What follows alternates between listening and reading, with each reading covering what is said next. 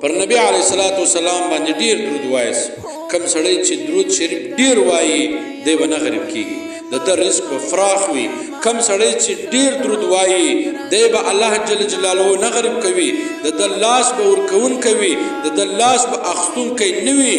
هر درود چې وایس چې کم درته اسانه وي هغه درود وایس او کله چې تاسو دعا کوئ د دعا له مخه یو وار پر نبی علیه الصلاۃ والسلام باندې درود وایس او بیا دعا کوئ هر هغه دعا چې کله درود ورسره وویل سي نو د دې دعا د قبولېدو چانس ډیر وي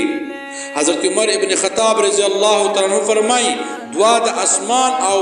د مځکې تر مابین ولاړه وي تر هغه وخته پورې تر څو چې پر رسول الله صلی الله علیه وسلم باندې درود ویل کیږي